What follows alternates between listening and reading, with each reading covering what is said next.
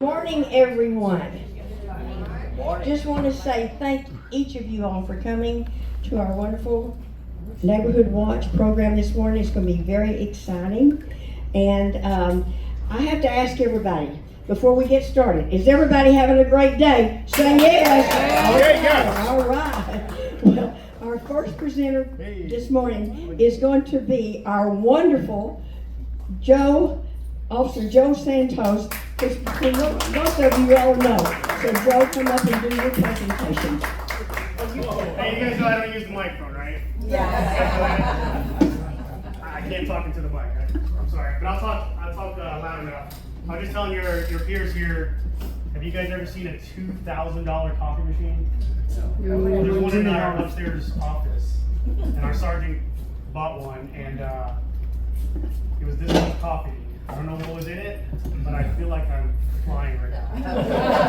So if I stutter or stammer, it's 100% whatever's in that little thing. So, Are you inviting us back for coffee? All of us? it's not my machine, but you guys can help yourself. All right, so last time I was here was in April.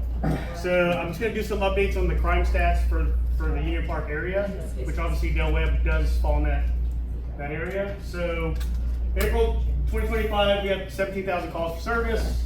57% was officer-initiated activity.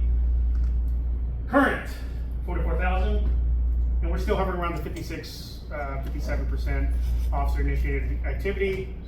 So again, our guys are pretty much staying proactive out here, along with answering call for service, and then backing up other beat officers like south of 380, and then all the way out to 423 for our assignments out there. For Union Park proper, we're at 4,500, which is still reasonable, right? Like, again, we're not falling apart at the seams and mass chaos. We got to call the National Guard. We're good, right? Everybody's happy. So whatever you're doing in Del Webb, just continue to do what you're doing. I say that. I wish this was the model neighborhood approach for the entire nation, but we can't have that. So let's just keep whatever you're doing going forward. All right, so some updates on some of the programs. So we already got approved for our Neighborhood Watch signs. We're currently trying to, well, I am. It's a minefield of how to get that thing printed on a sheet of metal, and then we'll get them posted at least for Del Webb proper.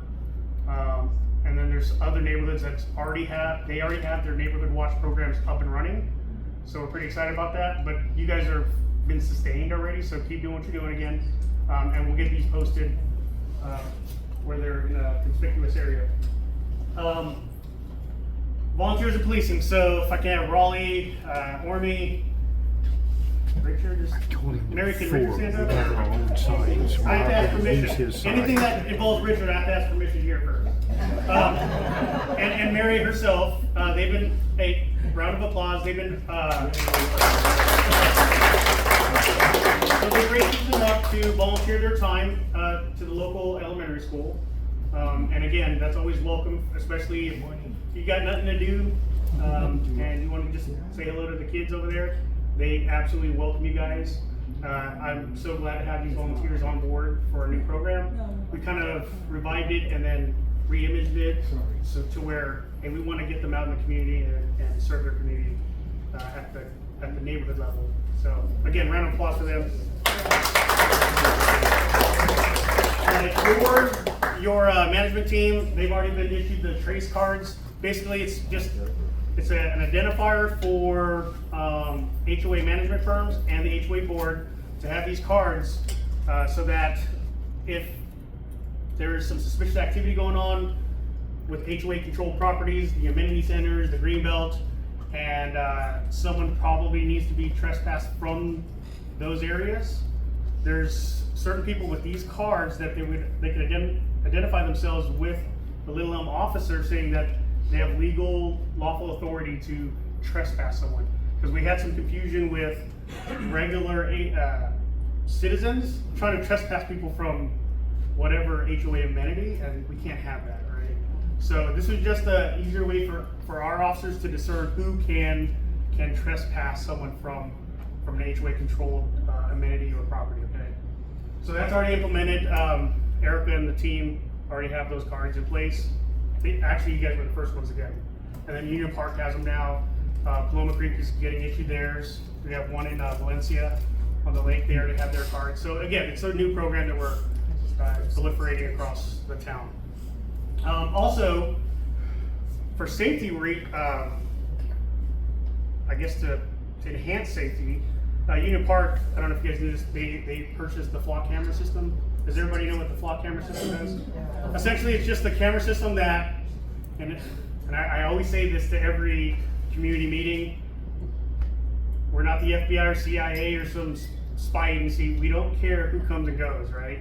What we do care about is when there's a major crime committed, we have the ability to pull data and say, what cars were in the area at the time of it's like an investigative tool, basically. But also there's something called a hot list where you have stolen vehicles on there and stuff like that. People are wanted by agencies, law enforcement agencies. It'll pop up, and then what does that do? It alerts our officers of that presence, and now we have the ability to use that intelligence to get out there and find those people. Yes? Where are they installed? Just at the beginning of the... Basically, if you're going any direction in and out of Union Park proper, they're posted. So again, it's a great investigative tool, and it enhances community safety. It really does. Paloma Creek is a perfect example of that. So bad people at 3 in the morning. Who's out at 3 in the morning? I know some of y'all are. Yeah, if there's like a stolen vehicle or whatever, they can just pull data. Hey, what license plates came through at 3 in the morning? And detectives can detect stuff and figure out, it's a better lead than hoping someone saw something, right? So again, that was just a quick tidbit about what's happening in the area. I still gotta highlight, everybody knows this young gal here. First day of school, elementary school. Ormy, I don't know why Raleigh didn't take a picture of you. Because he usually takes selfies. I was invisible that day. I know. This is what I was given. But again, crosswalk duties, just opening doors for the kiddos to come out. The little things that it shows that, hey, we care and we want to project a positive image of our community, helping community, right? So again, we're super excited about that program being launched here at the elementary school. Again, continue to do what you're doing. High lock take, right? Thank you for locking your cars, all right? We don't get a lot of vehicle burglaries up here, so I'm pretty excited about that, right? See something, say something, any suspicious activity, call it in. Please don't just post it on Facebook and hope that I see it in the morning, right? Because I'm sleeping too. And then again, I have to emphasize this a lot, is invest in residential cameras for your houses. Just on the outside, don't put them on the inside, right? Just on the outside so you can record activity. Because again, it could help with solving a crime from, down the street or something, and people, passing through your property line and all that stuff. That's a great investigative tool for us to solve crimes, all right? So, we're only specifically talking about data because our next guest speaker can answer all the other questions, all right? So anything specific to the data or safety programs? You said about the trespassing cards. Who has those? How do we find out who to contact if there's a So there is a trespass? great question. So the trace program is run by the management firm. I don't know what company it is, but there's going to be a call tree. So like if you see someone, Jumping the fence in the jump the pool, fence, yeah. you can call. Don't you guys call them already? Like there's like a non-emergency. there's a service number you can call. Sorry, the coffee's hitting hard. We call our non-emergency number. Yeah, and it goes to a call tree, and then someone notifies Erica and her colleague. I forget her name. Jessica. There's a lot of disease. what? Sometimes disease. That's what I got. I've been diagnosed professionally. So yeah, and then they would, one of those members or an HOA board member would come out, and then if they see that person needs to be trespassed, then in the presence of a police officer, they'll do that. So we'd have to call the number. Correct. Wait for someone from them to show up. Yeah. To tell those people, look, you can't be here. Correct. If they feel like you explain it, and it's their call if they want to actually trespass. If they just leave on their own, they leave on their own. Okay. That's it. Please do not detain them. All right. Are you saying the call was trace number instead of non-emergency? No, it's a program. Trace is the program. We're just telling them that there's a method of communication for you, the HOA member, to contact the what's the word? I don't know. Sometimes. Customer service for. Sure, I know there's a number. It's a 24-hour customer care number. Oh, Eric, there you are. You are. I'm sitting here I drowning. just picked up what you were talking about. You still contact them because they have to physically trespass somebody, but you call the non-emergent or the 24-hour number to get one of us here to allow them to arrest or trespass that person. Is that correct? Correct. She didn't have the coffee, that's why. I'm drinking it right now. Thank you for saving me. Alright, so any other answer your question? Yes. Yeah, I was driving down at 1385 and Fish Traps, and I came around the corner and there was a vehicle in the ravine there. It was black and it had police on it. You don't know that one? It was white. No, He right? was coming out of that little shack that has snow cones and stuff. Oh, yeah, I know that. Are you reporting on criminal activity or? No, I was reporting on the policeman that was stuck in the ravine. Let's not talk about that, sir. Oh. I'm just saying, I'm not denying anything. I have no recollection of that moment. Alright, anything else? I'm gonna turn it back over to Mary then.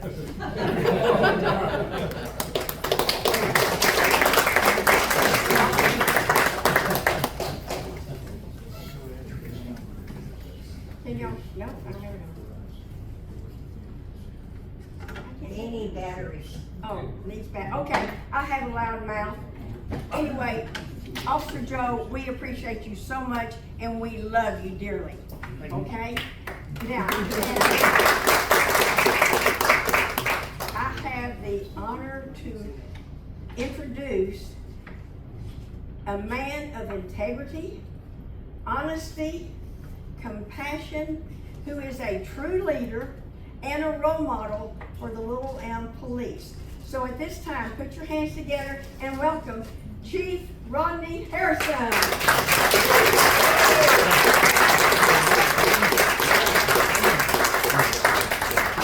Thank you, Mary. How about that Joe Santos?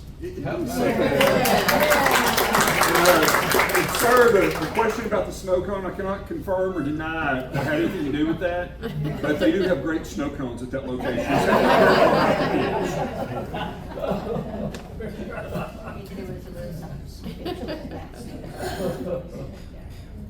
I think it's important a little bit to introduce myself to you so you'll know where I come from, okay? As Mary said, my name is Rodney Harrison. I'm a transplant. I came from this place called Southeast Texas. It's down on the Gulf Coast. I actually came from a little bit smaller community called Port Neches, which is right in the middle of what's called the Golden Triangle. You have Beaumont, Port Arthur, and Orange. And I worked all over that area for roughly about 20 years before we decided to pack up and move to North Texas. We kept having these things called hurricanes. I don't know. Has anyone ever lived on the coast? Okay, so we got hit. I worked for the city of Port Arthur, and we got hit pretty hard by Hurricane Rita. That was the one that was right after Katrina. In fact, I was deployed to Katrina. I took the Port Arthur SWAT team to help assist in some of the silliness that was going on in the city of New Orleans. And we got recalled from New Orleans to come back to Port Arthur because Hurricane Rita was inbound and about 72 hours out from the city of Port Arthur. And we had to evacuate 58,000 people. And not everybody gets along sometimes, and so there was a need for us to be back. And then we ended up working about 6 weeks straight. Our house got tore up. When I say our house, my wife also was a police officer at that time. She gave 25 years of her life to the city of Port Arthur and retired from there also. So she's chewed a lot of dirt and dealt with some pretty bad people over the years. But we have 3 children. We have mine, hers, and ours. We're a blended family. Everybody now is in a sense is in North Texas. Our 2 daughters, Janice's daughter, Tia, I've raised her since she was the age of 3. And then my daughter, Corey, is also in North Texas with her family. They're both educators. Tia is at Louisville ISD, where she's a coach at one of the middle schools. And then Corey is a high school English teacher for Northwest ISD, which I don't know if you're familiar with that, but it's out off of 287. And kind of describe her, she's about 5 foot tall and she teaches senior English. So you can imagine how rough she is. And then last but not least, Janice and I have a kiddo together. His name is Hunter. And knock on wood, he's hell on wheels. He's in the U.S. Army. Very super proud of him. He's made a couple of different deployments for the government. He's launching a new part of his career. He's been selected to go to Special Forces. So he's about to attend 18 months of intense training. And then we hope and pray that he makes this his life. Because he is committed to this process of defending our nation, and super, super proud of him. But a long story just to tell you that I'm just not a cop. I'm a human being, just like Joe Santos, just like the rest of the folks that work for the police department. And that's what folks sometimes get confused about, is they see us more, I hate to say, but like robots almost. And we're just here to write tickets and rough people up and stuff like that. It's not the case.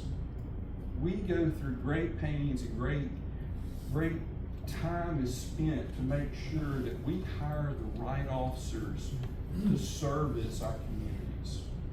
We will work short before we will hire the wrong person and then put them in the uniform and put them out in the community. I know that sounds maybe a little bit goofy when you hear it, because everybody's like, we gotta have cops, gotta have stuff. We would rather spend the money and pay overtime till we get the right people to plug them in the right spots. I need to circle back around. I want to clarify one thing. Joe was talking about that coffee pot. $2,000 coffee pot. Number one, I've not been invited to see this coffee pot yet. But I can tell you that it was not bought with town resources. And on top of that, our officers don't make that kind of money. His wife makes really good money. I want you to know that. So I just want to get that clarified right off the bat. To tell you a little bit about the police department, we are currently working on 107 officers will be our allotment that we have budgeted. Right now, we're probably about 15 officers short, give or take a little bit. I know that sounds crazy, but we're still trying to hire people from last year's budget. There is a shortage of police officers across the nation. It's sometimes hard to get people that are willing to sign up and put on a uniform and take what happens out in the public. It's a lot of trauma to the officers. Unlike this group here that is very supportive and wants the police in their community, there's communities that don't want the police there. I know that sounds crazy, but there really is. And to me, from where I grew up and the way I was brought up and educated, the police were there to be friendly. They weren't there to be the adversaries or to be the hammer, you know. So anyway, we also have people that get recruited. I think we currently have 3 people that have either left us or they are in the process of going to work for the federal government. Federal law enforcement jobs are very coveted. The federal government has a really uptick right now on hiring immigration officers, border patrol officers, FBI, every one of them is hiring people right now. And so these kids fresh out of college come into law enforcement, and all of a sudden they get a big carrot dangled in front of them. And I mean, who would blame them? I mean, it's a chance of a lifetime to go do something that they dream to do.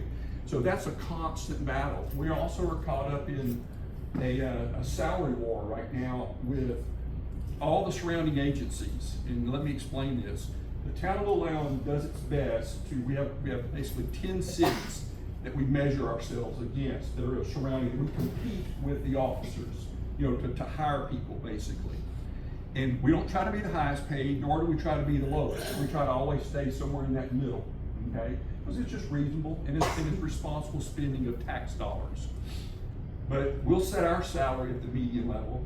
the next door police department will raise the salary $2 an hour. Well, $2 an hour can be a lot to somebody. It starts adding up. I mean, think back to some of your first jobs you had. If I could have got a $2 an hour raise, I probably would have left and went somewhere else myself way back when. But that's the current battle that's going on in this North Texas market that we're in. The people down on the Gulf Coast, they don't seem to be having that same problem. So what we have done through some of the work of Joe Santos and some of the other folks that have been very creative, we're doing things like paying hiring bonuses. We'll reach out to those kids out in West Texas, or those experienced officers in West Texas or in the Panhandle or in Southeast Texas that are not making as much money as the North Texas market, and we're offering them bonuses to come up here. We'll pay their moving expenses. We started using things that are being used in the corporate world to our advantage, and so we're very proactive in that. But I'm still here to tell you that it's an everyday battle to try to stay ahead on it. The police department is a full service organization. It's open 24/7. We're the only group, other than the fire department claims that they're open 24/7, they're not. Okay? They go to sleep about 9 o'clock at night. When they're not playing, what are those? Well, pickleball's a big one too, but what's that game? We're still playing Xbox. Xbox. Yeah, you know, you got this big TV screen, they get in there. Don't get me wrong, they work very hard when they work. But we've taken the philosophy that, you know, we're a full service organization. I mean, we have every team that you can imagine that's any big major police department, we have those same teams. But we have many people wearing many different hats. So you may serve as a community officer, but then you may also be on the SWAT team, you may also be a hostage negotiator. You know, there's all kind of different talents that we bring to it. So that's what you do when you come to work for Little Elm. That being said, I want to tell you about my expectations. When you come to work for the Little Elm Police Department, when you show up on the first day, I'm not interested in how fast you can run. I'm not interested in how many fist fights you've been in your life. I'm not interested in how straight you can shoot, which that's actually probably pretty good, actually, now that you can shoot straight. But I want to know what kind of person you are. I want to know where your heart is. Because I used to say, I can do it, but it's more my staff can do it. If you have the right characteristics and the right qualities in your heart, we can teach you all the necessary things that you need to know to be a successful police officer in the town of Little Elm. It's not the same thing that Plano does. It's not the same thing that Frisco does. We have our own look at it. I expect basically two things out of people. Number one, I expect our officers to listen to people. No matter what the situation is, it may be the most critical thing that happens ever in your life, the day that you have to call the police. We owe it to you to listen to what your problem is. In the grand scheme of things, it may not be that big of a deal, but in your eyes it is. We need to hear what the issue is. We need to listen. And then we need to give direct feedback as to, can we solve the problem or not? And I believe in that honesty. Because there's some things in this world that we just can't fix. We're known to be marriage counselors, attorneys, mental health professionals, you name it. You know, I think early in my career I performed a couple divorces out on the side of the highway. Because people weren't getting along. But that's kind of the life of a police officer. I'm being silly, I really didn't do that. But it's something that you know we're expected to do, but if you don't have the right mentality, you can't come to work here and allow them to do that. Okay. Second thing that I really depend upon out of my folks, and I learned this early on in life. I always look at it from this standpoint. If my mother called the police and needed help, I would expect people to treat my mother just like I expect everybody else to be treated. And that's what I expect out of every person. Is it always pretty? No. Let me tell you what, police work is some of the roughest, some of the most violent stuff that you would ever see. It is not pretty. It's unfortunately a bad part of our job that we have to do. Okay? But at the same time, I expect that to only be done when it has to be done. In defense of themselves or defense of another person, or in the course of effecting their arrest. But otherwise, we're not heavy-handed. I tell people all the time, I have a saying, and every time we have a festival or something, I usually give a big speech, setting expectations to make sure everybody understands. Does anybody ever remember, or did anybody ever see the original Roadhouse movie with Patrick Swayze? You remember Patrick Swayze? He wasn't a very big man. He was a little bitty guy, but he was the expert on being the cooler at the bar. That's what he did. And he had a saying, okay? And his saying was, be nice until it's time not to be nice. And I know that's so cliche and it's just so simple, but that's the basis of everything we do. We bend over backwards to be nice until it's time not to be nice. Now, do we sometimes not get it right? Yes. We're human beings. Sometimes do emotions get involved? Yes. But the more that we work and train and educate our officers, the better that we get at that particular domain. Make sense? Mm-hmm. Okay. Joe's already touched on crime in the area. I would like to say that still the number one thing that drives me crazy is people not locking their car doors. Okay, I'm guilty of it myself. You just get complacent and you forget about it, you get in a hurry or something like that. But I've developed a routine at my house, okay, to where when I'm getting ready for bed, I have to walk past my car keys to get to my bedroom. And that's my trigger every night to get my car keys, walk to the front door, and hit the button to make sure it's locked. I do that every single night. It drives my wife crazy. Because she parks her car in the garage, and there's too much other junk in there, and the Tahoe wouldn't fit in there. But I park my vehicle outside. But those auto burglaries are huge to me. Joe's already touched on that. The see something, say something is also huge.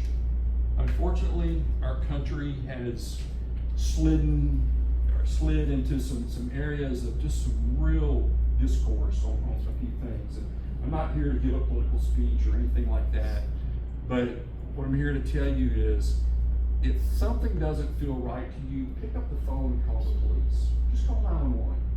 Nobody's gonna gripe at you, nobody's gonna say, don't call 911. I don't wanna hear it from the dispatchers, okay?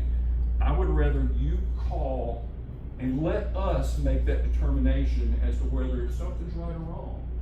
Because if you don't say something, it doesn't get the ball rolling. And I would rather be safe than sorry. I think that's very huge. Joe mentioned the flock cameras. I only have one thing to say about the flock cameras. It's a great tool for law enforcement. And I'll tell you one huge story as to why it's so important is about 2 years ago, I may be off on the time frame, we had a young lady come missing from across the way over in Paloma South. Her parents reported her missing. She was about 15, 16 years old. Reported her missing, just was unlike her to walk away from the house, knew something wasn't right. We started, we looked at her computer, we looked at her phone, there's things there that she had been in communication with a long haul truck driver. See where this is going. Okay? Thanks to the use of that flock camera, we were able to get a license plate of a semi-truck that had drove into Paloma Creek and went very close to her street. We got a license plate number off of it. Now, we didn't get any pictures of her or this guy or whatever. We got the license plate of the truck. License plate of the truck came back to a company in Dallas.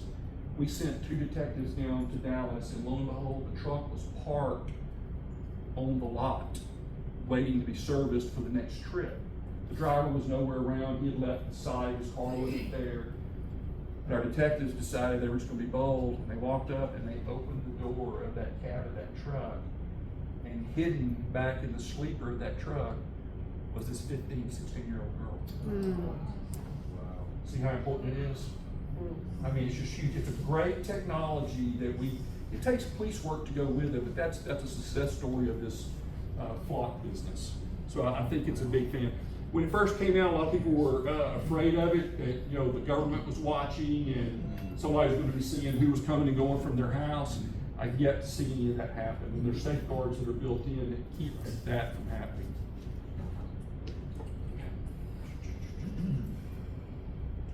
Joe mentioned that don't report things to Facebook.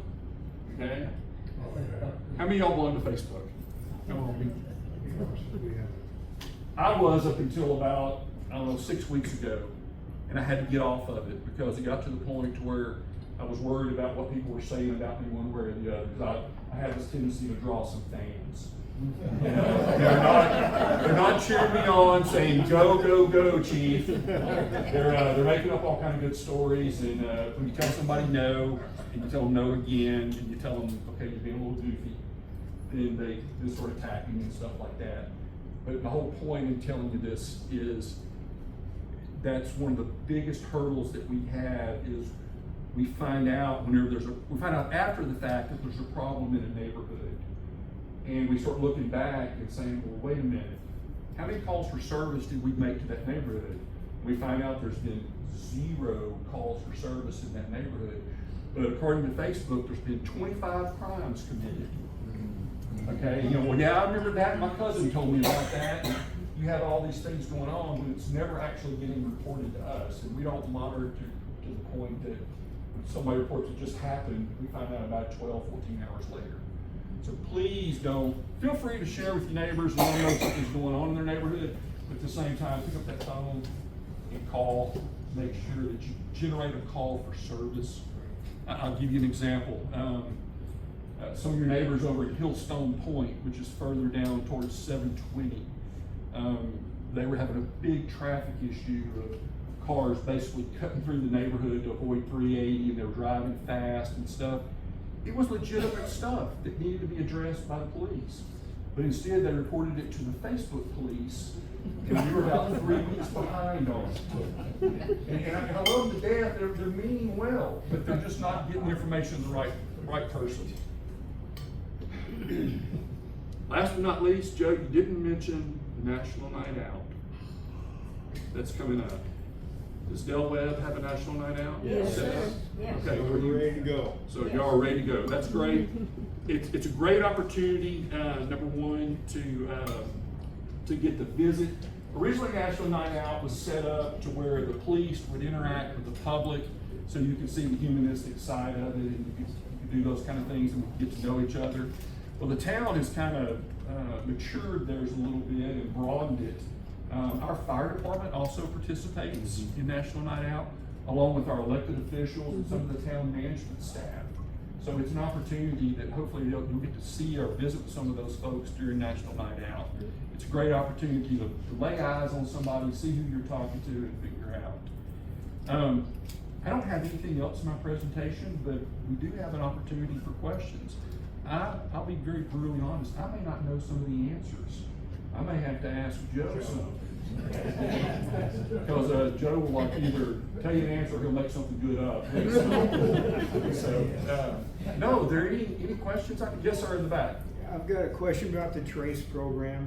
Okay. When we call in a non-emergency and it's a trespass type of situation, do they automatically call the TRACE people, and who reaches out to our HOA people? I would venture to say probably no, but Joe. Yeah, so that's a great question, Bill. The program is now set up. There's like a little infrastructure on our side of things.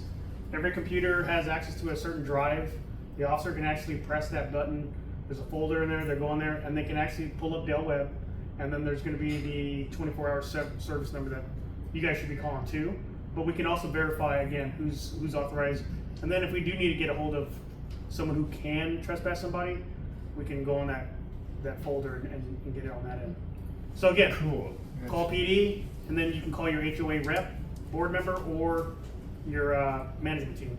That's how I can. Or neighborhood watch leadership. Erica, do you have the Reach number out to posted other already? people. 24/7 number? It's on the bottom of the newsletter, it's on our office door, and it's on the website. So just put that in your phone, guys. That way you guys can always get a hold of someone on the management team or your HOA board member. Always make sure you call one of the watch captains, leaders. You've got 4 numbers for that as well. So make sure that you're not just talking to your neighbors, that you're connecting with the leadership out here. What else? Y'all be real easy on me. Yes, ma'am. Just as a point of reference, the name of our company, our management company, is First Service Residential. So if you're putting it in your phone, like my phone, I have First Service Residential's 24-hour crisis line. So that if there's anything in, our community, in our facility that needs to be reported, and it doesn't have to be the TRACE program. Somebody was here the other night when our alarm system went off, and, the fire department, I think they were called automatically, but First Service Residential is the name that you're wanting to put that under in your phone. Who else? Yes, sir. Yeah, you use drones, I hear. So yes, we do have drones. We have a very Travis. robust group of drones. It's kind of, we have drones, and then we have some that are in the process of being purchased. But the federal government has put out some new guidelines on who we can purchase drones from. Right. And there's only so many drone manufacturers that are here in the continental United States. So I have a feeling that our new shipment of drones are going to be very slow. But yes, we have the availability to where if we get in a situation where we need to throw a drone up in the air, our patrol group has that availability at any given hour to throw a drone up. We've been very successful in someone running from the police and then getting out of their car and then hopping fences and running through neighborhoods. We've located many of them by putting a drone up in the air. It's like, oh, he's over here. So I mean, it's a great technology. But go further. We haven't got to the point where we have weapons on them yet, or nets. I would hope soon that we get a couple of some nets. Tasers. Yes, How ma'am. far can the drones fly? Joe, you know? They said that 30 minutes. It's usually line of sight. Number one is part of the federal rules is that the drone operator has to stay in line of sight with it because they don't want it flying off course and doing things.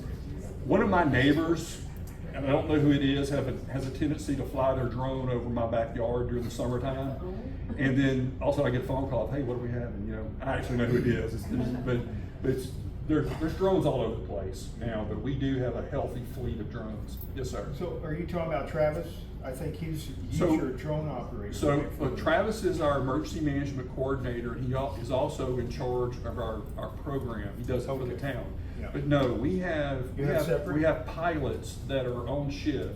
That's another one of those hats that someone may wear, and they pick their drone up at the start of the shift and they have it in the car, and we know every day who has the drone, and we go from there. Oh, that's good to know. So we have more than one drone operator. We have the town owns a big fancy drone that's huge. That's what Travis flies. Nobody else flies that one. Oh, okay. And it has all kind of technology on it, unlike just the simple models that we use on patrol. Police officers are like puppy dogs. Okay, I love them to death. They're cuddly. You can hug them, but they have a tendency to break stuff and chew it up.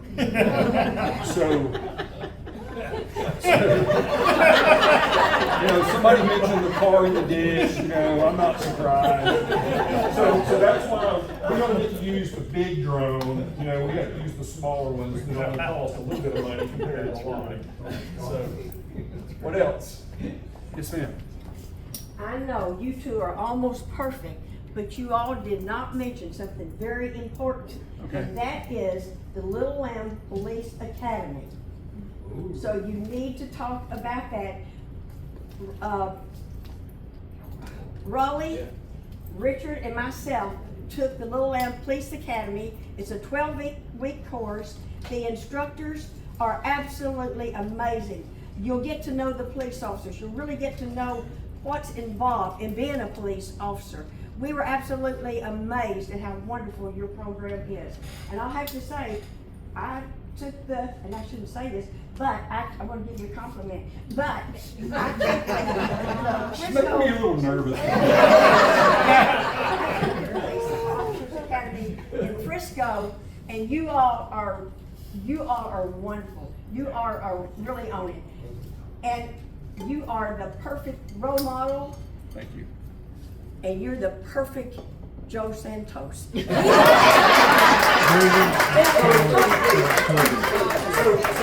to follow up on that, we do have a Citizens Peace Academy. It usually starts in early February, give or take around Valentine's Day, and runs into the edge of the summer. Meets once a week, and what we try to do is we take you from starting the process of being a police officer all the way through what goes on. Wow. And it's, you come on as a police officer, then you have the field training program, you do all these different things, you know, all the way to driving, to shooting the guns, to doing all that kind of stuff. We do every bit of it, you're exposed to it. It's just a thumbnail, but it's still an opportunity to make you basically an ambassador for us. So that when you have somebody on that dreaded Facebook that's basically talking trash, that's not informed on something, you can say, wait a minute, I happen to know that that's not what actually goes on. Mm-hmm. You ought to check this out. Just give them the facts. Mm-hmm. That's what we ask you to do. Or if you have a neighbor that's having problems, we ask you to not handle the problem, but give them the resources or tell them what they need to do. Also put in a plug for our fire team, okay? Our fire department has a fire academy. It's an excellent program. You learn everything you need to know about being a firefighter and what they actually do. It's more than just learning how to play Xbox. Okay? And there's a lot of fun stuff you can do over there. And then the town has what's called the Citizens Government Academy. It's currently going on right now, and it's the largest class we've ever had because it's just an overabundance of people who want to come learn how the city government works. You know, the city government is what affects us more than really anything else, if you think about it.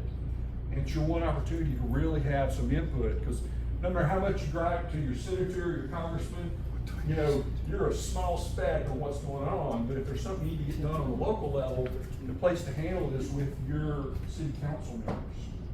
That's where you can really make a change, but it gives you basically get to see everything the city does. Police, fire, public works. I mean, they'll let you drive the equipment and stuff. It's actually pretty cool. So it's something to really consider. There's 3 different academies that are really, really fantastic, that just exposes you to what goes on in city government, because for the longest time I didn't know sometimes how it actually worked. And it lets you know where your tax dollars go, what goes to go here, things like that. So, and bringing up tax dollars, police and fire account for over 50% of where your property taxes go with the town of Little Elm. Okay, we are totally funded by property tax. Am I a little nervous right now? Yes, let me tell you why.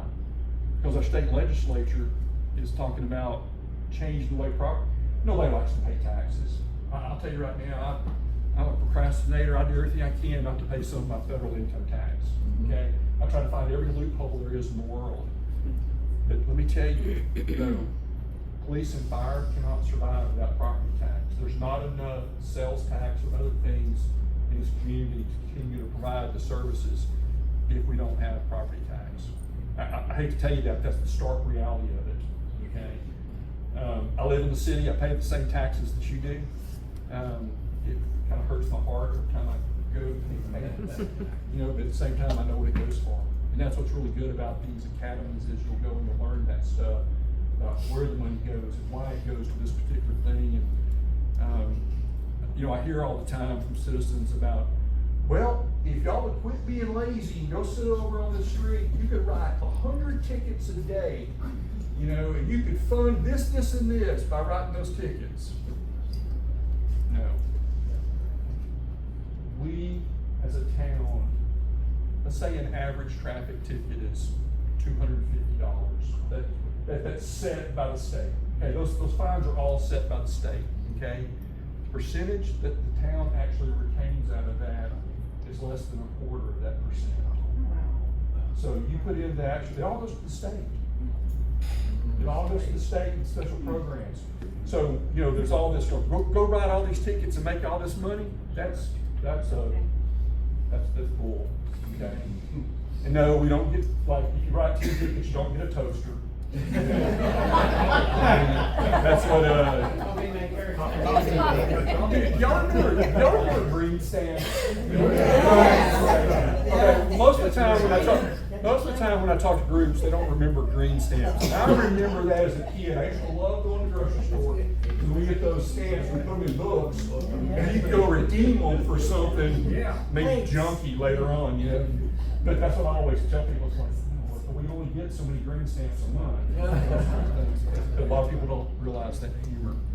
What else? Anything else? Yes, sir. I'm surprised you don't have any funding through sales tax. Every jurisdiction I ever had affiliation with always had about a half-cent sales tax to supplement. Every bit of the sales tax that they can do, the 8.25 or whatever the actual magic number is, every bit of that is carved out for different things. And public safety is not. There is an opportunity to do that, but we have to let something else go. So the town chooses to use property taxes to pay for public safety.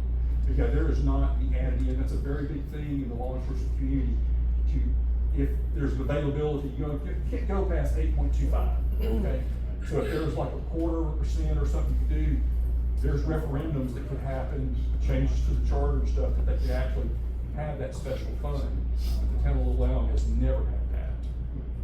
There are areas that do that around here, but yeah, we don't. Every bit of our stuff comes out of property tax. Okay. Thank you. I'm done. Are you done?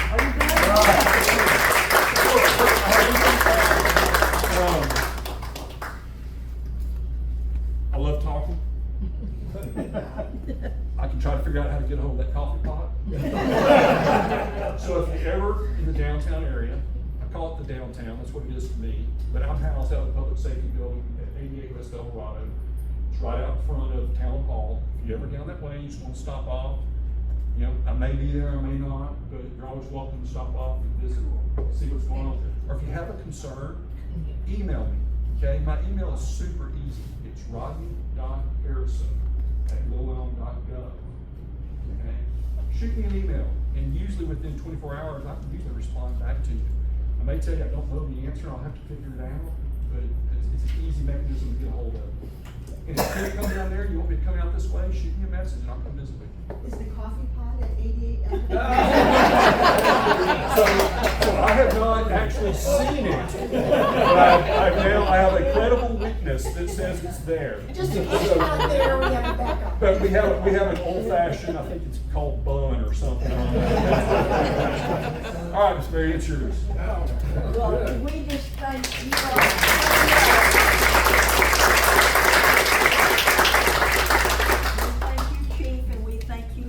Joe, for coming out and giving your time and energy.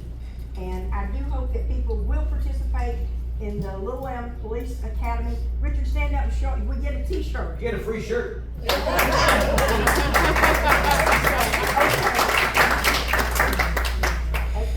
you all going to continue to stay? Oh, you're welcome to, but you're also welcome to, if you need to leave, you can. Okay, I'll give you permission. Bill Collier. Thank y'all again. Bill Collier wants to speak to you for just a few minutes.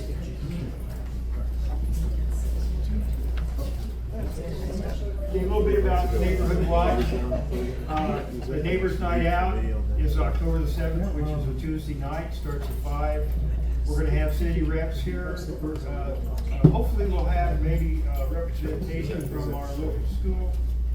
We'll see what happens there. Police and fire will be out here again, and it starts at 5 o'clock in the evening. And we're trying to get a councilman out here to talk to us as well. So that's Neighborhood Watch. If you guys remember the chaos we went through with the original discussion on the flock camera, I'm glad to see that Union Park has got them out there. I think they're a little bit more nondescript, hard to see. I think they're more effective out there. I don't know if it's something we want to look at again. I don't think so, but we can talk about it again. That trace, number is on the door. It's also, it is also out, on the website, and also on emails. We'll get that trace information out to our watch captains as well. And, we are, this next year, we'll be doing disaster prep courses. We're gonna talk a little bit about home security, cameras and things like that. And I'm gonna make a bold proclamation here. I'm gonna ask all the watch captains to think about doubling ourselves. Instead of having just 30 watch captains, next year, 60 watch captains. And that will be the plethora of those captains will be on the east side. That's where we really need coverage. And so, and we'll probably have another leader to run that east side. So that's a vision that we have, I have. We'll see how that goes. Raleigh, I think you have. He's out here doing outside. talking. Hey, Bill, I just, Bill? talked about that trace. Yeah, go ahead. program and Go ahead and the mention emergency number. There's some cards back here that actually have that emergency number. On the table? Yeah, so feel free to pick it up. I only have 20 today with rather long car stock, but you can get cut down. Bill Melton, you can call me, and I'll print some more and get them to you. And maybe we can have the girls at the office put that in the newsletter so all residents know if they have an Yeah, issue. well, it's actually, I think it's on the It's on, It's the on the bottom. website. At the bottom, there's a list of numbers for Yeah. us, and it's there. But what I meant is, do you think that all residents know what that number's for? Should we just remind them if you see anything, this is the number you wanna call? Or, do people know that? We've had countless discussions about that. It's also in the resource pages. All that Okay, information's that's in good. on the resource page at delwebunionpark.com. Just so people know how to handle if someone, Yeah, Jumps into and the pool. the thing that's I- important about that number is that it's a 24-hour emergency number. So if, I don't know, Oh, something Tracy. random is going on in the building, that doesn't necessarily warrant waking Jessica up at 2 in the morning. I wouldn't call that number, but like they said, if the fire alarms are going off, or there's a leak, or there's a burglary, or there's, something that's in dire, need, then definitely you gotta use that number. That'll contact directly to Jessica. And then, if it warrants her to come up here, she'll come up here for that. She has come up here the middle of the night before for something. Or if it's something just like trespassing, we have our board members that have that card as well that she can contact here, that can represent. Okay, great. We get 2 minutes? Yeah, that's Raleigh? all Okay, Raleigh's got something he wants to cover. Please stay put. So we're gonna have that senior citizens martial arts protection, the simple stuff we could do if we're out. And so we're gonna have you come on up, Austin, right after Raleigh. Okay. Thanks. For those of you guys that don't know me, my name is Raleigh. I'm over on Parade. I also do the security and the traffic control over at Union Park Elementary in the mornings, in the afternoons. The PTA there has asked for some volunteers for October 4th. It's a Saturday, from 4 to 7. It's the Union Park Elementary Fall Festival. You'll get something to eat, they'll give you drinks. All we want to do is make sure everything kind of flows, make sure everybody knows where to go, what have you. It's pretty simple if you don't want to go out there to the noisy festival out there at the lake on the same day. 3 people have already signed up for it, which is great. It was on the newsletter. I have a flyer over here. If you want to send an email out to Mallory, she's the head of the PTA, all of her information is on there. We'd love to see some participation. It's a good time to share the love, I guess. Right. Okay, That's it. thank you. Okay, last but not least, want to introduce our next speaker, or demonstrator, I should say. Anyway, he is, let me get my glasses on so I can see, I'm so sorry.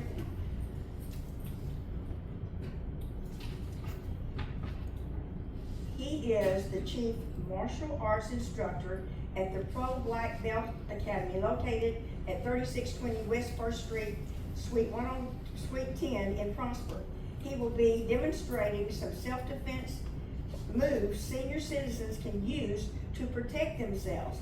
We have named the presentation as Practice Self-Defense Tips for Seniors. So please put your hands together and welcome Austin Mann.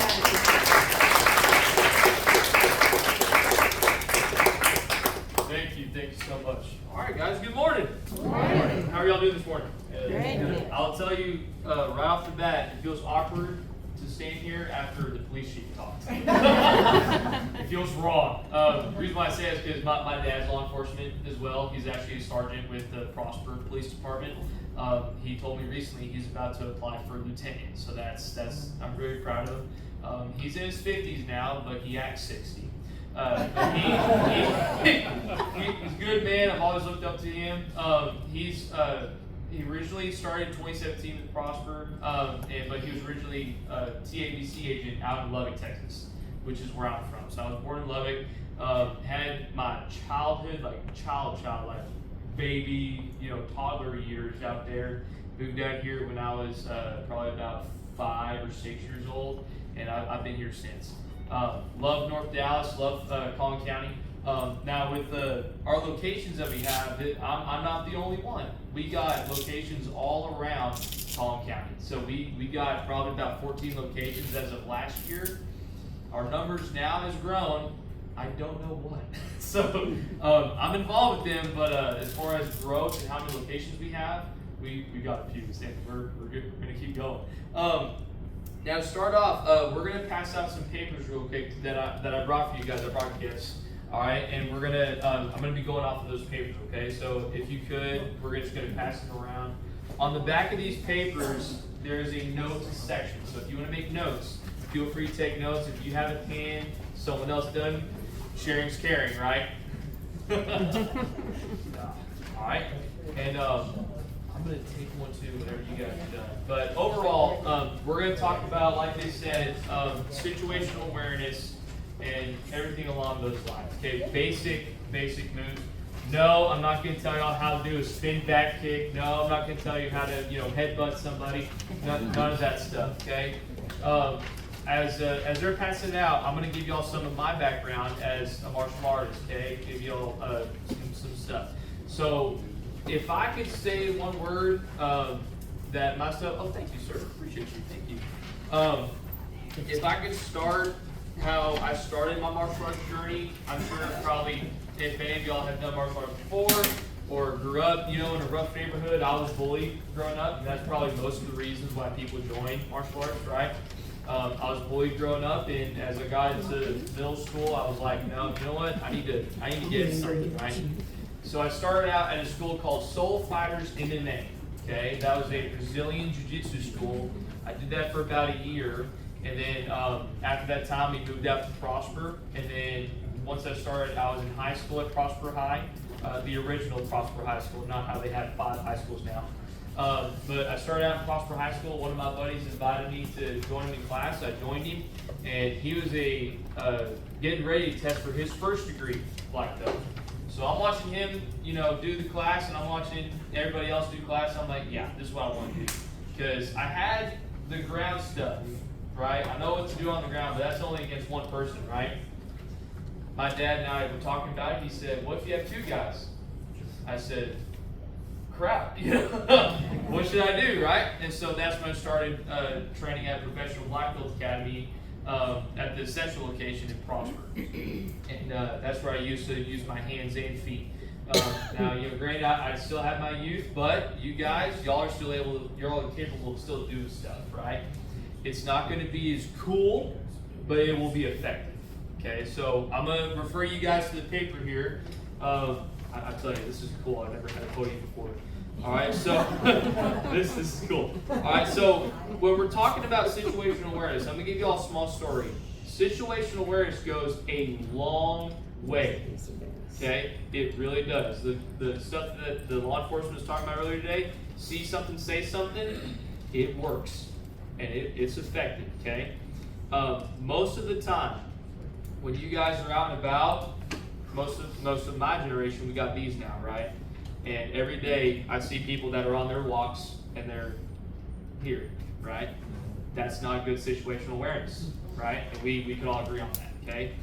So I'll give y'all a small story. I was on my way to work, and I have a 2-minute commute, okay? My apartment's right behind my place, so it's awesome, all right? But I'm on the way to work, and there's a big neighborhood, Artesia. You know where Artesia is? I'm in between, the Artesia is in between my work and my complex, my apartment complex, okay? I'm on the way to work, this is probably 3 months ago, and I see this real tall, big gentleman, dark skinned, and he's walking down, and he's going. I look at my girlfriend and say, "Hey, you see that guy right there?" She goes, "Yeah. What's up?" I said, "That doesn't look right." That's one day, okay? 2 days later, same guy, same street that he's walking on, okay? There's that guy again.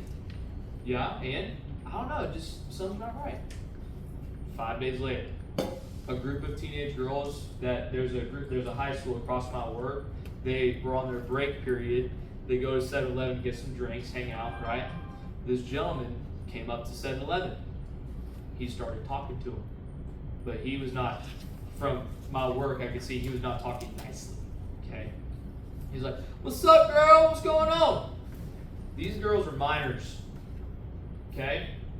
I look at this and I said, "Nah, that's not right." So I told my program director, I said, "Hey, call 911. This guy's not saying nice stuff to these girls, right?" So they come out and they see that we called, and they come to my academy. They said, "Hey, did y'all call 911? I said, "Yes, sir. This gentleman here, he's been around here for a while, and he just talked to these minors here. He was not saying nice things to them." And then next day, come to find out, they visit us again. We didn't call. Law enforcement came in. They said, "Hey, you guys called yesterday for a gentleman. He is not supposed to be here. He's actually supposed to be registered sex offender." Okay? And that was because that first day that I saw him, I kept my eye out. Okay? Now that's just one example. I got plenty more. All right? But growing up, my dad in law enforcement has always taught me keep your eyes open, right? And growing up as a child, he taught me where's the closest exit, right? He made it a game. All right, this is something y'all can do with your grandkids. You go out, go to a restaurant. "Hey, Tommy, where's the closest exit?" "Oh, it's right there." "Okay, good job," right? That's something y'all could do. And if you ask my girlfriend, who I plan on being here, but she had a prior commitment, I forgot to mention. My girlfriend, she will testify that every time that we go out, I sit and face the front door. Every time, all right? That is just one example of the situational awareness that I use, okay? There's many other different ways to keep situational awareness, okay? Just keep your head on a swivel, all right? Now, going through this paper, we're going to talk about the first topic, okay? Fights should be avoided if at all possible, right? Now, God forbid y'all get involved in something, right? And that's what y'all have this program for, the captains of watch and everything. And they're helping y'all are helping each other, and that's a tight-knit community. If you don't have that community, where's that going to leave us, right? So with that, fights shall be avoided if possible, okay? Report. See something, say something. All right, and that situational awareness, we're going to read this quote, okay? The ability to scan the environment and sense danger, challenges, and opportunities while maintaining the ability to conduct normal activities, okay? What is out of the norm, right? What is out of the norm? Especially in this community, what is out of the normal, okay?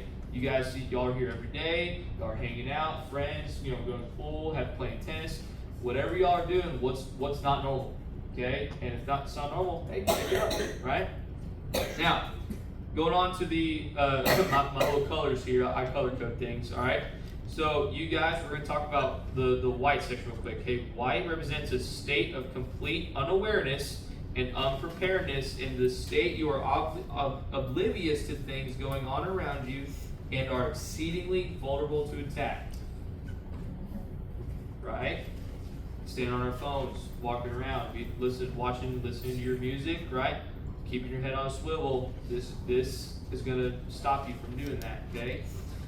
We're going to go to yellow, okay? Represents a state of relaxed alert. There's no specific obvious threat present, but you are aware of the danger that is always and a possibility, right? You are aware of people around you as well as the environment in general, okay? Now, this is typically where I'm at home, right? At home, I'm in my apartment, you know, I'm playing video games, you know, I play Xbox. All right, you're playing video games, but you know, I still live in an apartment complex. There's people all above me, around me, next to me, right? And sometimes people can be loud. All right, but that's typically where I'm at as a yellow, okay? Now, if I'm out and about, if I'm, you know, going next door to the gas station, if I'm going around, orange, this is a heightened state of awareness in which you observe or aware of a specific threat. In this condition, you are beginning to formulate possible responses to deal with the danger. An example of this is when you realize that a threat is indeed following you or advancing toward you, okay? Hey, that guy in the hood kind of looks suspicious, right? Why are you wearing a hoodie in 90-degree weather, right? Especially Texas, all right? Now, with that in mind, okay, now I say that I'm there typically most of the time, but when you guys are going to the grocery store, what's something that we like to do when we're driving and parking? Where do we typically park? Where do we park at the grocery store? Do we park in the back, middle, the front? Right, the back, okay, good. Where else? Close to the door. Close to the door, right? Because it's closer, right? Short travel, right? Now, it's easier that way, okay? Now, that guy in the back, the very far back, that van back there, that don't seem right? So, those are the kind of things. Vehicles are a big giveaway too, all right? And, you know, with law enforcement being here, they'll probably agree to that. Okay, vehicles are a big key giveaway. All right, that beat up Honda Civic back there probably shouldn't be there, let alone right under a lamppost at night. You know, like a horror movie, right? That kind of stuff. Okay. Now moving on to the next section. Red is the stage associated with action. Okay, you are physically involved now. Someone's trying to attack you. Okay. Someone has approached you and they are dictating the engagement. It is time to be very active and know what must be done, okay? Start screaming. Help! Use your voice. That is your first go-to deal, right? That may be, you know, you're screaming as you're putting your hands on their face, okay? We're going to be demonstrating that, okay? My ladies here, we all got acrylics, right? Acrylics, French tips. No? Okay, you all surprised I know that? That's right, there you go. So, ladies, with the nails that y'all have and that you put on, press on, whatever y'all have, those are a weapon. Okay? They can be used. And I tell everybody this. This is the stuff that I use for my women's self-defense at my place. Okay? But I tell everybody this still. Alright, so ladies, y'all got nails, use them. You know? You put them on and they'll let go. They'll let go eventually, okay? And you don't stop.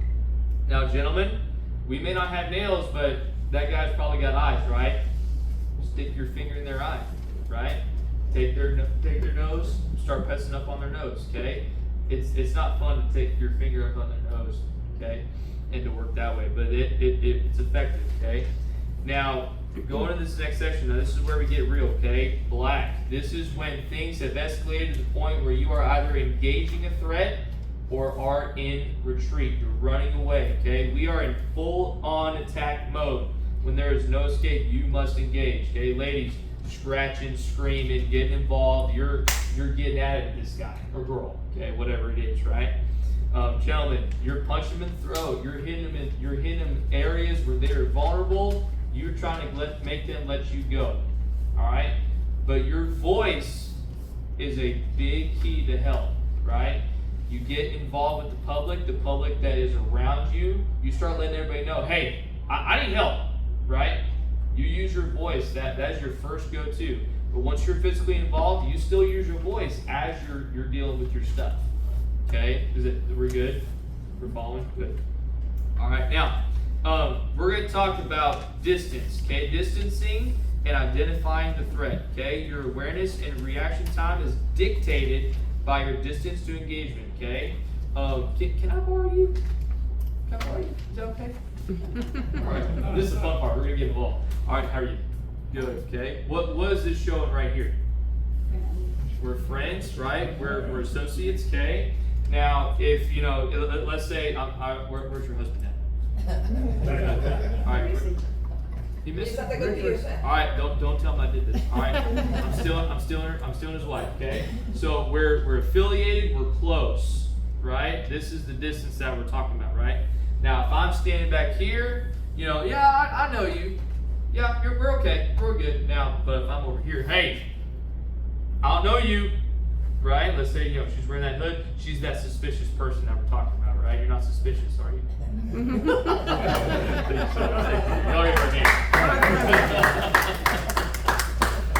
But those are key social cues that, as the public, we're looking around and we see that kind of distance. We kind of figure out, hey, I don't know if that guy knows her, right? Or I don't know if she knows him.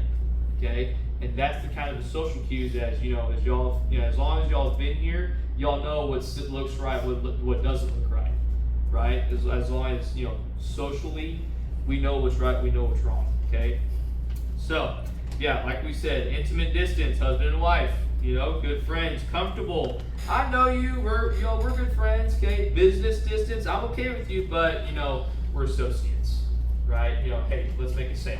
Okay. All right, don't know you. Hey, I don't know you. Get away. Hey, thank you, but no, we're good. Go away. Right? That's the good stuff that with distancing that we know and we've, you know, been involved in, and socially we know that, hey, that doesn't look right. Okay, those two, I don't think they know each other. We probably do. Okay. Hey man, you all right? Do you know this person? Okay. Hey, let's go over here. Hey, thank you. No, thank you. Go. Bye. All right. Now, with that, so I want to talk about that first before we get into the cool stuff. All right, so now before we get into the physical part, all right, I'm gonna let y'all know I'm not a professional. All right, I'm a practical person. All right, now you get a lot of these videos where, you know, what if we do this? What if that? What if they do this? What if they do that? Right?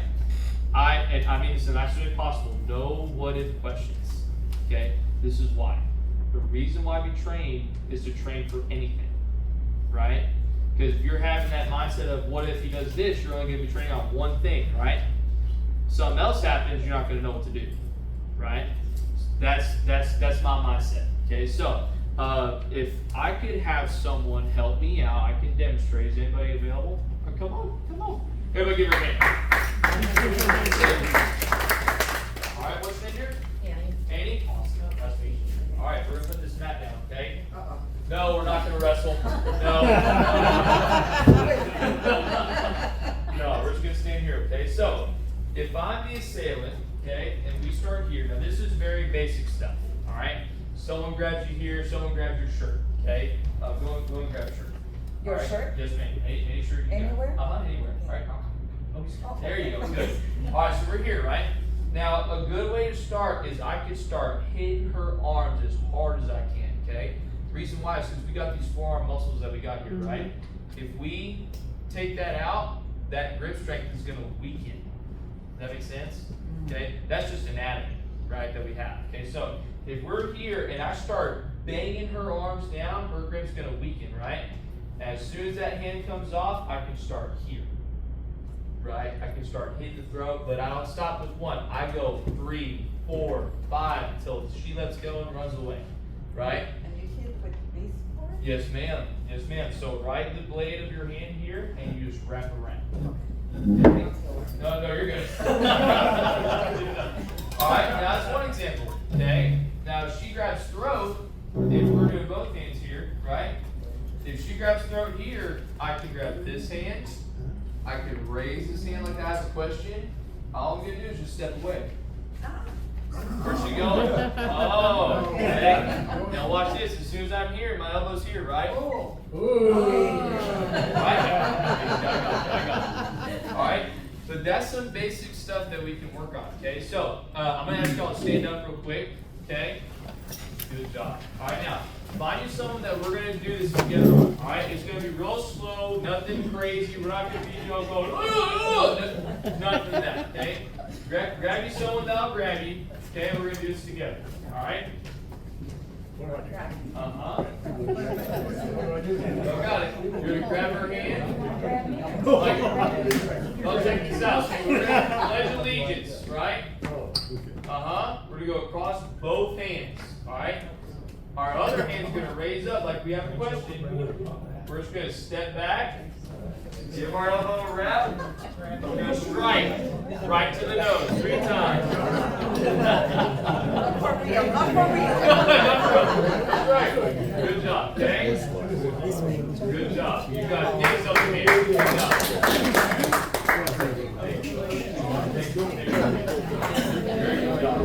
Now, that is just one example, okay? That's just some basic stuff. Basic stuff, okay? I teach my 4-year-olds this, alright? Now, if you guys, y'all are, yes ma'am, go I ahead. have a question. Yes ma'am. What about if a person is really tall and you're really short like me? Okay. And turning is just not possible with your Sure. elbow, you're gonna Yeah. kick him somewhere else, not the face. Okay, what do boys have that ladies don't? I'm not trying to like, that's dead serious stuff, right? So That's knee- exactly right. Yeah, knee strikes, dude, Yes. punching, oh my goodness, yes, absolutely, yeah, good question, yeah. And Go y'all, long, okay. I've grown up on this philosophy, arguably, okay, size doesn't matter. It doesn't, okay? As far as I know, the fights that I've been involved in, then, police chief says it doesn't matter how many fist stripes you've been in, I care about that, alright? As many fights as I've been in, as many competitions, tournaments that I've been involved in, I've fought people twice my size and almost won, okay? Now that's involving kicking, right? I'm kicking up to their head, right? But as far as I know, I'm putting my pressure on them. I'm not letting them, get towards me. I'm putting the pressure on them. I'm almost pushing them out of the ring, okay? So if you tell me that, if they're taller, hey, if I'm having this fight in the street, I'm fighting dirty, okay? I'm not gonna stand there and have a full-on boxing match with them, right? I'm not gonna pull a Mike Tyson or a Muhammad Ali, okay?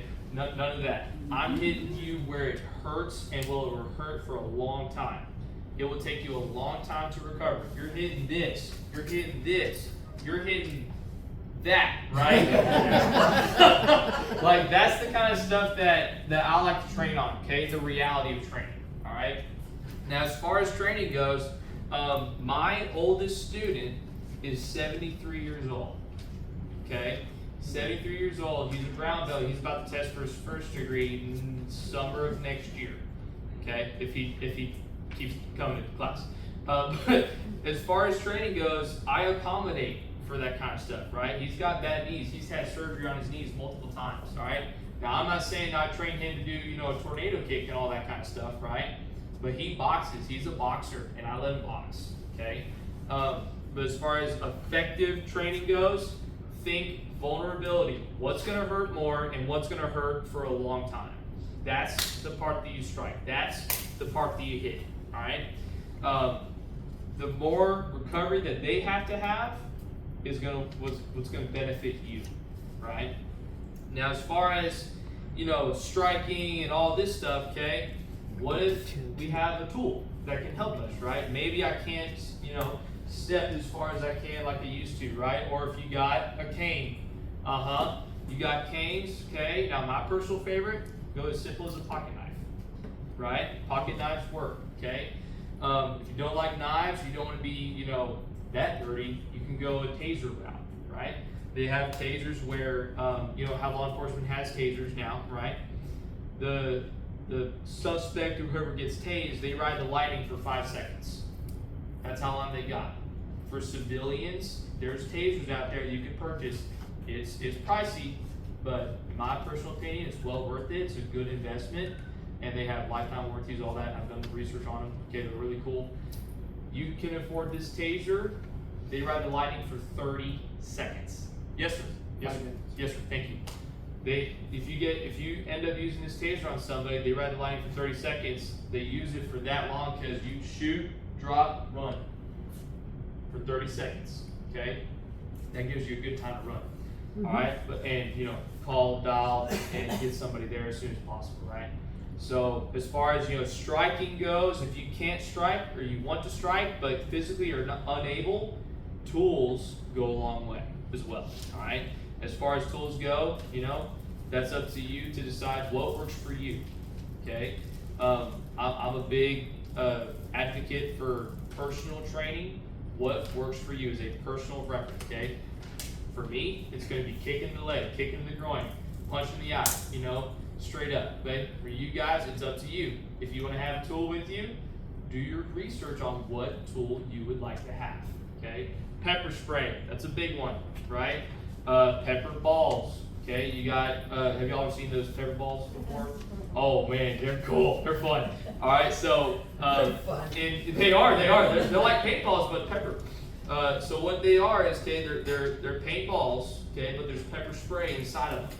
All right, if you get, as soon as they have impact, that pepper spray will hit the person or suspect, whatever, and that spray will hit them, and you got time to, you know, they'll recover for a long time. Yes, sir. You're talking about that burner gun that's out there? It's a non-lethal gun you can buy? Yes, sir. Yes, sir. You can go to Academy Sports and Outdoors. They got them. Okay. Oh. They're CO2 refillable, and you get, you know, I mean, even Cool. Amazon. I think Amazon's got some too. Yeah. Yeah. Very, very simple stuff. Okay. Yeah. That's, as far as tools go, that's a good one. That's a good investment as well. I think they're even more affordable than that taser I talked about. But those are, sorry, they're cool. They're really cool. All right. Now, as far as that, I'm good on my stuff here. I talked about what I really want to talk about. Do y'all have any questions for me? Okay. Yes, ma'am. Go ahead. What about if the person is not in front of you, but what about they grab you from behind? Behind you. Okay. Here, Here you go. I've already done this, and okay, go Let's ahead. do it. Let's do it. Okay, Go ahead. okay, I'm gonna grab his, you know what? I've done that before.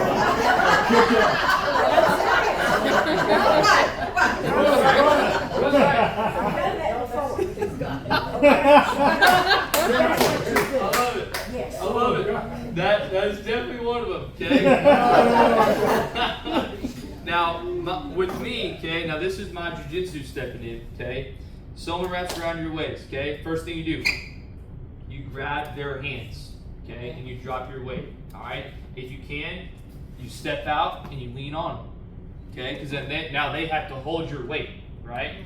They have to hold you up. Okay. And as soon as you do, you start turning towards them, and that's when you can get them in front of you. Okay, very, very easier. Okay, or you can go as simple as stepping on their toes, and you don't stop. Right, and as soon as you start stepping, you start working on towards and turning towards them. Okay, that's a good question. Very good question. All right, yes, ma'am. You say nothing about the nose. Now, I've always heard that just, wow, right in the 100%. nose. 100%. Couple are you, sir? Sure. All right. No, don't worry. I'll be gentle. I'll be nice. All right. So now you said striking in the nose. Right. Okay. This Back of one your head. Oh, also works. also. Okay. Now, as far as you know, assailants, you can take your palm, you gotta strike, or you can just press. I did on his chin, but it's on your nose, okay? Yeah. I don't want to do that on his nose. Thank you. All right, good one. Good question. Yeah. All right, come on. I like questions. Let's go.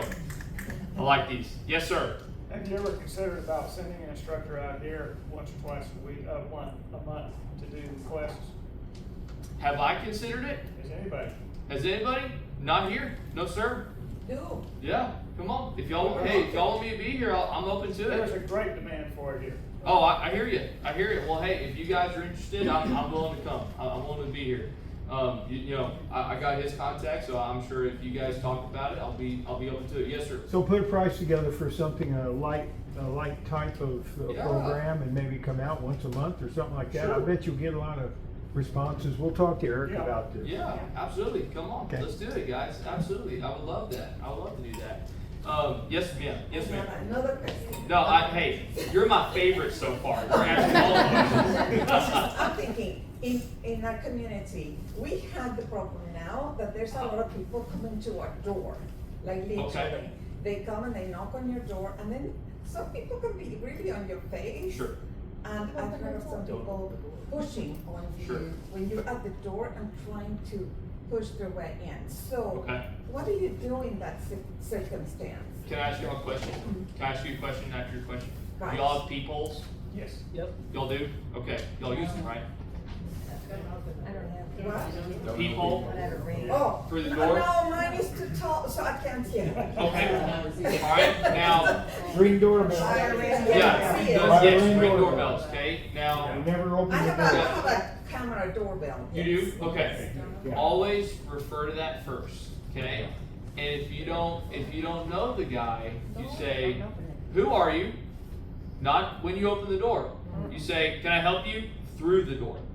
You don't open it. Okay. Keep it locked. If they can hear you, good. You know, as long as your door is shut. That's me. That's me. Okay. But let's say that you just made the mistake and you opened the door. If you make the mistake, start screaming. You know, and like I said, I'll always refer to my voice.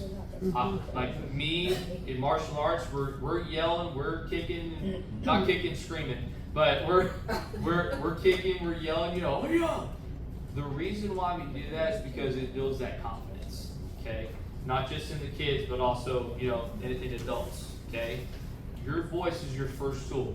Now, as soon as they take that away, that's life or death. You're hitting what we talked about just now. You're using that tool, okay? And with that, on top of that, you have tools in your home that you can place around the house that you could, God forbid, something happens like that, you grab that tool out and you take care of business, right? Now that's a good question, okay? But yeah, as far as with that response, don't open the door unless you know who it is, and you guys, who are you? Why are you here? They tell you why. No, thank you. But if you happen to make that mistake of opening the door, have something nearby that door that you can use, right? Paintball, pepper spray guns, taser, knives. I'm not saying pull a Crocodile Dundee. That's not a knife. This is a knife. Nothing like that. But as far as weapons and tools, have it placed by the door. With my dad being law enforcement, I personally have firearms. Okay, that's me, right? That's my tool that I prefer to use, and it's up to you to use those tools or not. Okay, no judgment there. Okay, but whatever you guys want to have, like I said, it's a personal reference. It's up to y'all. Okay, very good question. Okay, anybody else?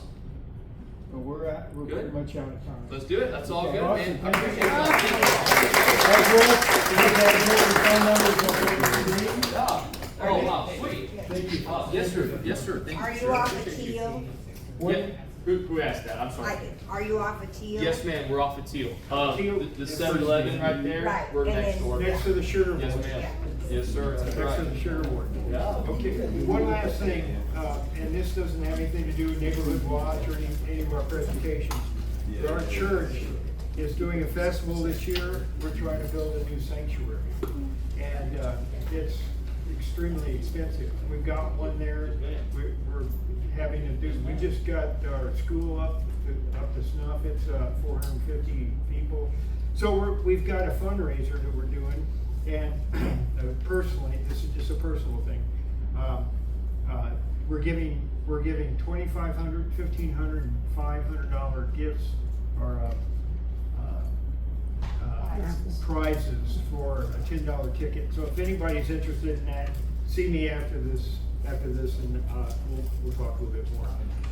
Folks, thanks for coming. I hope you guys found this really, really good. And if you've got any suggestions on future presentations, let us know. Have a great day. Thank you all for coming. Thank you all.